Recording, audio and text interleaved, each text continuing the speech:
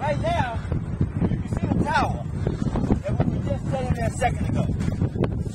And so now we just took you to the direct line, just like the diagram that we just showed you. And we didn't draw these diagrams up. We didn't make them up ourselves. These are people, biblical scholars that sat around and draw these maps up based upon what the scripture said that this thing was, that thing was. And not all of them agree. But this specific one, we used this one to point out the fact that if we go toward the gate, and we should come up with some type of water source or spring. Now look at what we got here.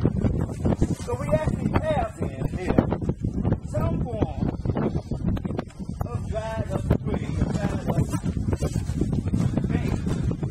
You see, where people will come here, these sources here. Now you can actually see the water line. We showed you that up here.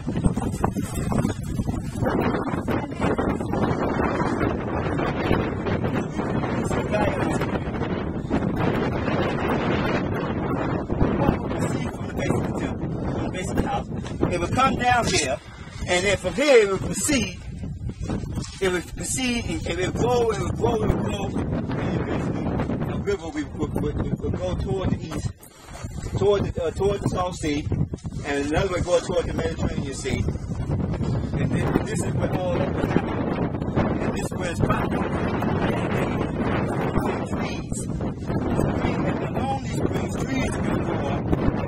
Herbs are going to come from these trees. Healing herbs in the nation. All the diseases, every illness that a man can have is going to spring forth from these dry herbs and all these dry seeds and roots that are in the ground now that water is going to touch. And these roots are going to be used for healing of the nation according to the book of Ezekiel. So now we covered the water source on the east side. Let us go to the gutter on the west side. Okay, now you can see we're still here on the other side right before the gate here. We're a little bit closer. And what we want to show is, see, the book of Ezekiel, it talks about how there's a from the foundation of the house, water shall gush forth. And people, now from here you can see that we're here at the foundation of the house. And this is the breaches here. This is the breaches where the people would come right here. And they would pray. And this here is like a diagram before the tabernacle. This is the sign that you know that this is an actual tabernacle here. And that the people would come around, they would walk around in a circle here. They would do a circle here as they come up to present themselves. Now the people that we see here in front of us is a part of the tabernacle. And this is the bench. This is what they call a bench. Now what's going on here now is that we're before this bench here, and this is the diagram here, and if you look here, before we go inside, you can see where they say Holy of Holies. You see, now this is in the part, this is in the partition sheet for National Park of TelArad. You see, so now when you see the person, there's only one Holy of Holies in the land of Israel. You see, you ain't have a Holy of Holies everywhere. You see, so what's happening here is that you see. This is where the Ezekiel, he talked about the water's going to gush forth from here and go toward the east. You see, and go toward the east. And he's here, it's going to go toward this valley, and it's going to go downward, and then it's going to split. One part going toward the Salt Sea, and another part going toward the uttermost sea. So as that water extends down this valley, after you get to a certain point where a road is split before Beersheba, and then the other part goes toward the Dead Sea. And that ancient, when you go to Beersheba, there's a spring, a river that you see there. That's the river that actually came. This is the source of it, and the source of that is the Gayan Spring. Now here. We have some. We give a little pictorial diagram over here and get a basic idea. Now you can see this is Mellow. You can see this is supposed to be a city of David, 10,000 to 10,000. This is a diagram of the Jubitite city. Now here you have this is someone's diagram, and you talk about the valleys. You see, and so what's happening here is that we were showing you here the Kitrick Valley there, and then right here.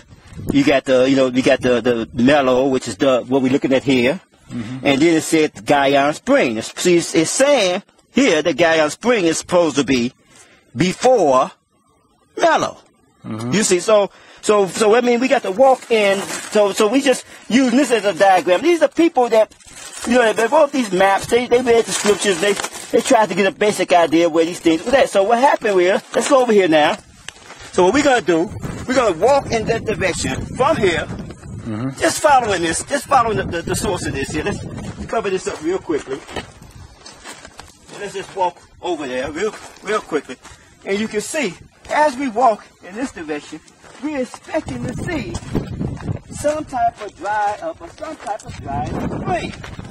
So now, let's cut the battery for a second. We're going to meet you right there. These people made up here that, you know, that we can see the Guyon Springs here. And now this ancient Jebusite city. And this is where we're talking about this is a Jebusite city, Jebusite Jerusalem. See, then this is another Ezekiel description. Now, see, this is just like, as you can see, this description that Ezekiel had, the holy place, the square, it's just like what you see here at TelArad. With the exception that the holy place isn't like they drew it here. It was in the middle. This is slightly toward the north.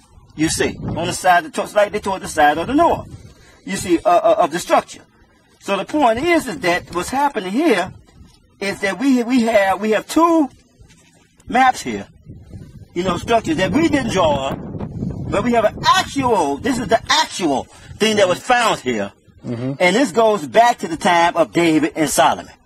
And so now, speaking of David supposed to took this structure, and here, this is how the diagram of how they say the structure is supposed to existed, with the holy place here that David supposed they took, and here you have. Now this is another diagram here, and we're going to take you to the west side now. That over here, and it's showing you the Jebusite wall, and it makes the statement. This is the gutter. This is the gutter here, because if on the east side we had the spring, if we had on the east side we had the spring, and then on the west side we had the gutter. You see, we had water coming in on this side, water coming out and coming down to the spring, and water coming the gutter, the wastewater was coming out in the other direction. So now we're gonna show you and looking at you see the Jebusite city, the gutter, and they call it this here the gutter area that they supposed to extend it down into. So then we're gonna take you on that side and show you that. And you can cut now. Okay, now see, so now right here we're in the gutter, and see this is the wall. We're on the west side now, and this is the wall here. So when David and the people came, they was trying to figure out how they was going to get in this fortress. So what happened here is that there was a gutter here, and the gutter, they was able to climb up through the wall, you see, through the Jebusite wall, into the gutter, and into the city. So we're going to give you a brief diagram of that, so how they was able to get in here, you see.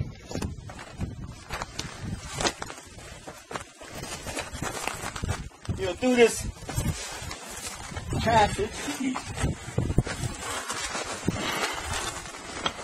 It was completely covered in their time, you see.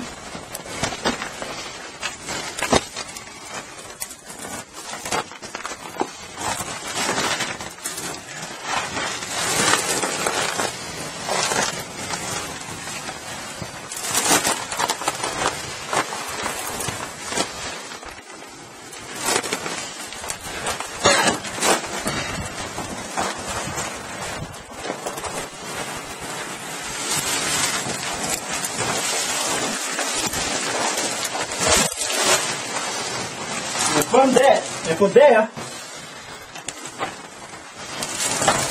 they was able to enter into the city. You see, so you can see light there.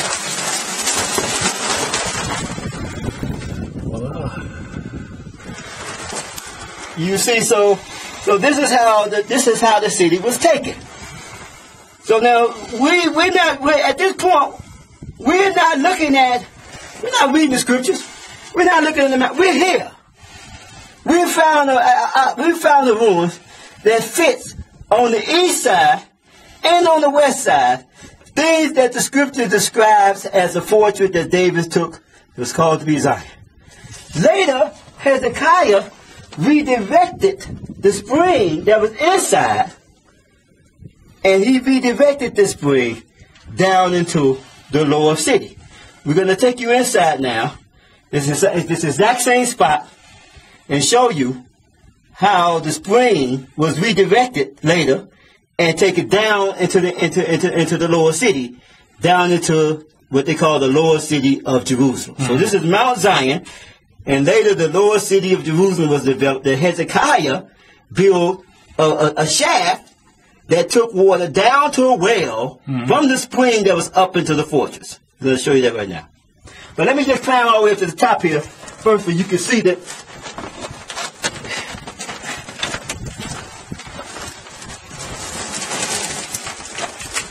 And you can just stay there, but we're going to climb here a little bit more.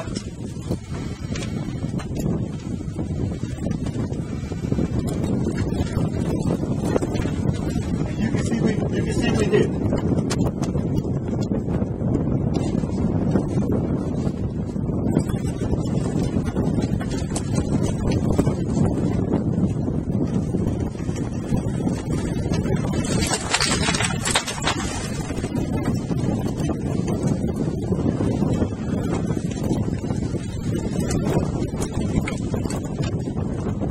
Okay, so we are in the city, and we are taking Zion. You see, David said, whoever make it in there, and Joab made it, and he became the head of the army, or the head of his forces.